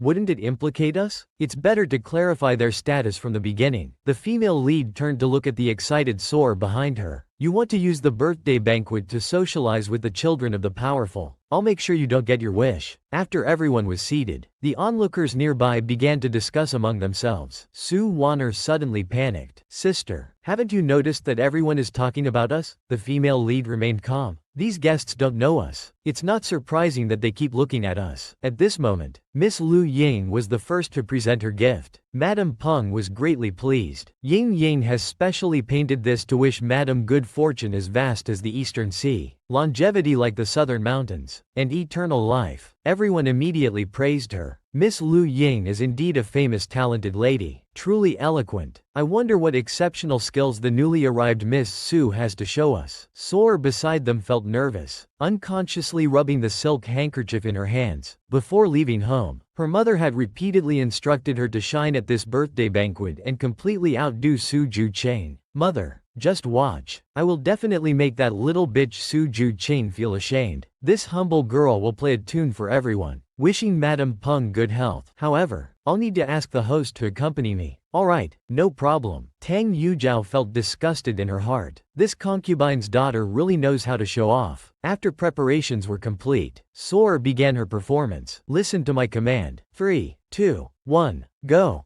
Ah ha ha ha. As the tune ended, everyone was amazed. This melody must be from heaven, rarely heard in the mortal world. Peng Zaran, the Peng family's son who had been peeking from behind the curtain, was even more moved. This second Miss Su's musical talent is truly rare in this world. The birthday song she played almost sent my old mother away. It's simply too amazing. Soar, with a smug face, suddenly challenge. Actually, this girl's musical skills are just average. If we're talking about musical talent, my sister's skills are truly at the pinnacle. It truly has the beauty that lingers for 3 days, never fading from the ears. Don't you agree, little Ching? The scheming green tea had calculated everything, but in the end, she was still overpowered by the female lead. Just as the Su mother and daughter were invited to the Peng family mansion to congratulate Madame Peng on her birthday, the scheming green tea sword took the opportunity to show off her skills. Determined to outshine the female lead, as Su Wanner was playing to her heart's content, Peng Zaran, the eldest son of the Peng family hiding behind the curtain, had a face full of admiration. This Miss Wanner is truly captivating. Both her appearance and musical talent are rare in this world. The female lead beside him gave a cold laugh. So it is Peng Zaran. Oh Peng Zaran, how did I not realize in my previous life that you had already set your eyes on Su Wan? After the emotional performance, the smug-faced sword didn't forget to dig a pit. Actually, my musical skills are just average. My sister's musical talent truly has the beauty that lingers for 3 days, never fading from the ears. Hearing this, the female lead snorted coldly. Sister is joking. I spend my days in the mansion learning household management and checking account books. Where would I find time to play instruments and sing? I'm completely ignorant in these matters. Seeing this, Su Wanner continued to press. Sister, don't make excuses to decline. Today is Madame Peng's birthday. We can't slight Madame Peng's face. Suddenly, with a bang, a teacup fell to the ground. Tang Yujiao's mother had suddenly fainted and was convulsing on the ground. That's right, the author was about to forcefully add a scene for the female lead. Oh no. Mother, to add a scene for the protagonist. Did you have to go this far? Tang Yujiao knelt on the ground, crying out loudly, but Tang's mother still showed no response. Hee. When it comes to being a stand-in, I'm a professional. Just as everyone was in chaos, the female lead suddenly spoke from behind. Step aside, let me come. I can treat illnesses. Miss Tang, don't panic. Let me check your mother's pulse first. After checking Tang's mother's pulse and inquiring about her condition, the female lead had a clear understanding of the illness. Looking at Madame Tang's symptoms, it seems to be a food allergy. Does Madame Tang have any dietary restrictions at home? It's osmanthus. My mother is allergic to osmanthus, a sick girl behind exclaimed. There was a dessert at today's birthday banquet that contained ground osmanthus powder. Hearing this, the female lead took out a jigung pill from her bosom. This is a pill I made myself. It can usually cure some coughs and allergies. If Miss Tang trusts me, let your mother take this medicine. Just as Miss Tang was hesitating, Soar, afraid of being overshadowed by the female lead, stepped forward. Sister has never studied medicine. It was just luck that she diagnosed Madame's illness earlier. But this is a matter of life and death. If something goes wrong, our Su family can't bear the responsibility. That's right. Matters of life and death naturally can't be taken lightly. Miss Tang, if you're worried, it might be too late to call for a doctor now. Seeing her mother in unbearable pain, Tang Yujiao finally chose to trust the female lead. He quickly took the medicine and gave it to his mother to take. A moment later, Tang's mother slowly opened her eyes and mumbled, Miss Su should be paid 300 yuan per day, cash on delivery, no delay in payment. Seeing this, Madame Peng let out a long sigh of relief. It's our fault for being careless. Our hospitality was inadequate. We hope Madame Tang will forgive us. Tang Yujiao was grateful in her heart. This time, thanks to Miss Su for recognizing her mother's allergy symptoms and prescribing the right medicine, her mother was able to wake up so quickly. Hearing this, everyone praised the female lead. Su's mother also looked happy. Only Soar behind them had a face full of jealousy. The Zhu show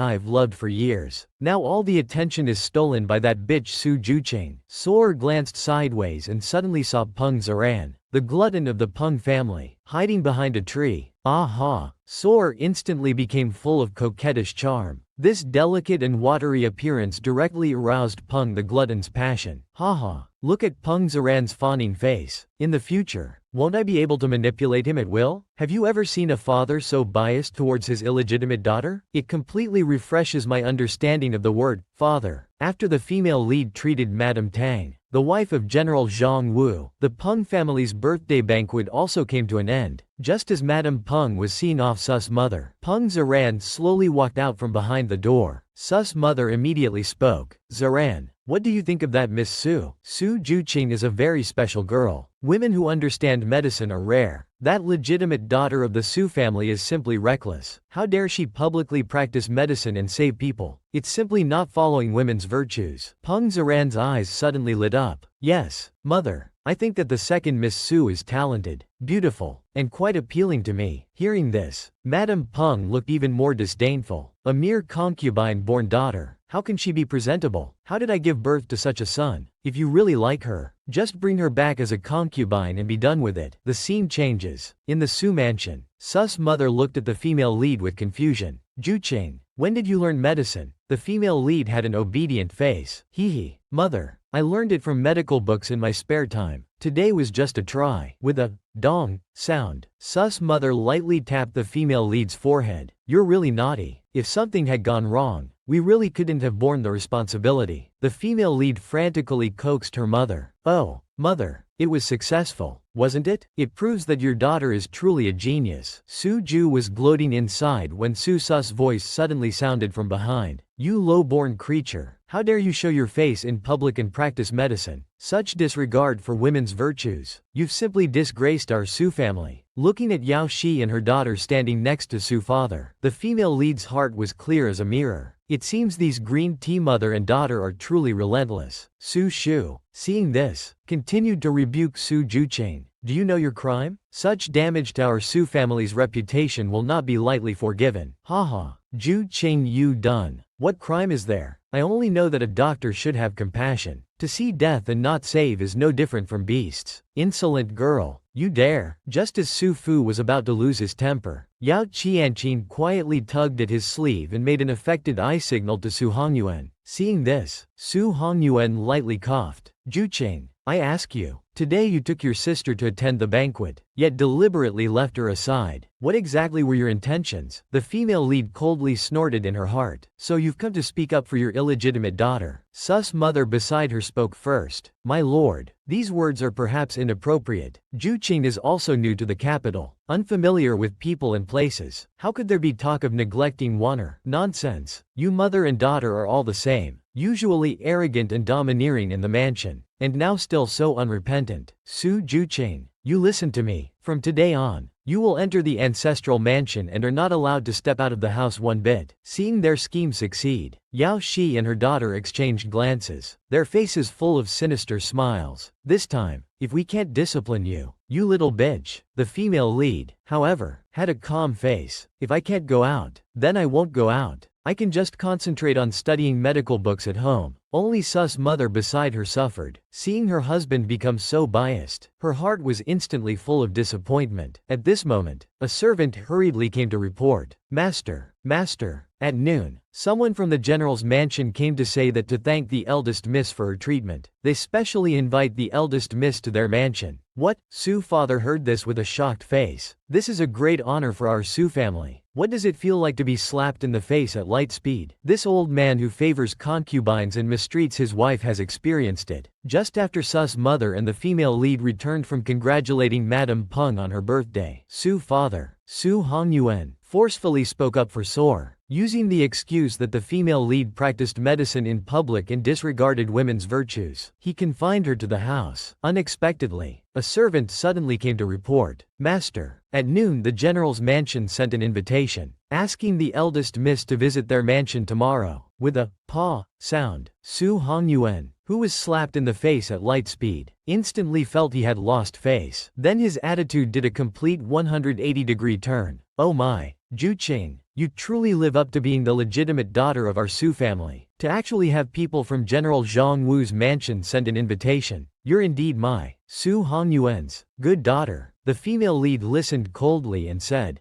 go tell those people from General Wu's mansion that I've just been confined to the house and can't go. Nonsense. This is not the time to throw a childish tantrum. The general's mansion has sent an invitation. This is a great honor for our Su family. You must behave well tomorrow. But father, one moment you want to confine me, The next you want me to attend a banquet. You're making it very difficult for your daughter. If it's difficult, then don't do it. Su Hongyuan suddenly turned and left. Confinement cancelled. You will go to the general's mansion tomorrow. After Su Hongyuan left, Madame Yao and her daughter were left standing awkwardly. The female lead suddenly approached her sister. Did you see clearly? Honor earned by one's own merit cannot be taken away, including by our great father. Yao Qianqin beside her was full of resentment. Damn little bitch, you escaped again. The next morning at the general's mansion, Peng Yuzhao had been waiting for a long time. The foodie Lu Ying was eating heartily beside her. Hey Yuzhao, in all the time I've known you, this is the first time you've invited a girl other than me to the mansion. Tang Yuzhao's face immediately turned red with embarrassment. I just think she's nice, and she saved my mother. At this moment, as an onlooker, I was shocked. Seeing Miss Tang's shy appearance, I wondered if this was going to turn into a lesbian romance plot. As we were speaking, the female lead slowly approached. Greetings, Miss Tang. Miss Lu. Tang Yuzhao quickly took her hand. We're tired of hearing, Miss, this and, Lady, that. Just call me Yuzhao. And this is Ying Ying. Alright, then you two can just call me Juqing. As the saying goes, 3 women make a play, 4 women make a drama. These 3 girls of similar age chatted about everything under the sun, from jerks to handsome guys. When they got to talking about young General Lin Yu, Lu Ying immediately went into fangirl mode. Oh my god, General Lin is my idol. He's cultured and skilled in martial arts, talented and good looking. He simply makes us young ladies swoon. Behind her, Tang Yuzhao looked extremely embarrassed. You'll get used to it. The female lead broke out in a cold sweat upon hearing this. Wow, are you sure we're talking about the same Lin Yu? I never thought that Lin Yu would be so popular among young ladies in the capital. Meanwhile, back at the Su mansion, the disgruntled Madame Yao and her daughter were frowning with worry. Mother, Su Juqing has gone to the general's mansion today. She's out there making connections with the nobility while I can only sit here and fret. It's all because of that bitch Yao Qingrong who pointed out my concubine-born status at the birthday celebration. Otherwise, it wouldn't have come to this. Yes, mother, we can't let those two keep getting their way. Quick, think of something. Yao Qianqin suddenly had an idea. In the Su family, there's still no eldest son. We'll have to use that method. The imaginary pregnancy method? Have you heard of it? These mother and daughter were actually resorting to such a scheme to usurp power. Just after the female lead was invited to the general's mansion, Madame Yao and her daughter in the Su mansion were full of resentment. Sora was impatient. Mother, now that bitch Su Juqing has gone to socialize with the nobility, what should your daughter do? Yao Qianqin also looked grave. Damn it, we can't let those two keep getting their way. There's only this option left. A moment later, the summoned Nanny Wang slowly bowed. Greetings to Madame Yao. Yao Qianqin looked at Nanny Wang with a sinister expression. Nanny Wang, I have a task for you to carry out. If you do it well, I will reward you generously. The next morning, as the female lead was tending to medicinal herbs in the garden, the maid Mei Xiang hurriedly came to report. Young miss, something's happened to concubine Yao. What, are those mother and daughter up to some trick again? At this moment, in the side courtyard, a doctor was checking Yao Qianqin's pulse. Su Hongyuan looked anxious. Doctor, my concubine has been feeling unwell lately, dizzy and nauseous. Please check what's wrong. Yao Qianqin put on a show. Yes, doctor, these past few days my chest has felt tight and I've been feeling sick. A moment later, the doctor stood up and bowed. Congratulations, sir. Felicitations, sir. This lady is with child. You will soon have a new addition to the family. A thunderbolt struck in Madame Su's heart. Qianqin has only just entered the household. How could she be pregnant so quickly? Su Hongyuan was overjoyed. Oh my dear Yao, is there anything you'd like to eat? You've done a great service to the Su family by continuing our lineage. Yao Qianqin pretended to swoon. You're making me blush. It's all thanks to you. My lord, your aim was true. Hitting this concubine's target perfectly. Sora seized the opportunity. Father, now that mother is pregnant, this room is too damp. Could we change to a different living quarters? Of course, of course. Su Hongyuan readily agreed. Then just switch rooms with your mother. Another thunderbolt struck Madame Su's heart. Her husband's favoritism towards Qianqin had already reached such an extent. Suddenly, the female lead's voice came from outside the door. For such a joyous occasion, How could father let concubine move into mother's old room? We can't treat concubine so carelessly. Yao Qian's heart sank. This little bitch was here to ruin her plans again. Then she lowered her gaze, retreating to advance. I dare not trouble my lord. I will not change rooms. Juqing surely dislikes me moving into the madam's room. Juqing, I know you've always been at odds with Qianqin, but now that she's pregnant, you should show more respect. Haha, father, you misunderstand me. If the concubine moves into mother's room, it's still an old room. Why not let her move out first, then renovate this courtyard? Wouldn't that be better? Oh my, what a great idea. After the renovation, you can come back just in time to give birth. Wouldn't that be a double blessing? Seeing she was about to be asked to leave the Su mansion, Yao Qianqin panicked. What about the master and madam? Are you moving out too, concubine? You jest. The renovation of the courtyard will naturally be overseen by my mother. Father and mother will certainly stay in the mansion. My lord, I don't know if the child in my womb is male or female. I dare not let the master and madam go to such trouble. Su Hongyuan, who favored sons over daughters, felt a chill in his heart. You're right, we can wait until after the child is born to renovate. The female lead heard this and smiled inwardly. Yao Qianqin's reluctance to leave the Su mansion must hide some scheme. Have you ever seen such a cunning green tea bitch? To go to such lengths to eliminate the main wife of the household. So much scheming. After learning of Yao Qianqin's pregnancy, the usually quiet winter garden suddenly became bustling. Various stewed dishes and fruits were constantly sent to the east courtyard. Yao Qianqin's personal maid shouted loudly, "Be careful, all of you. What concubine Yao wants to eat today is the snow pear stewed with rock sugar from the small kitchen. All of you watch carefully. Don't make any mistakes." With a bang, Dao Yu slammed the door shut. So noisy. Look how smug she is. As if she wants the whole world to know about her pregnancy. The female lead remained calm. This is what they call a villain's temporary triumph. Who told her she's now got someone in her belly? At this moment, Mei Xiang hurriedly came to report. Young miss,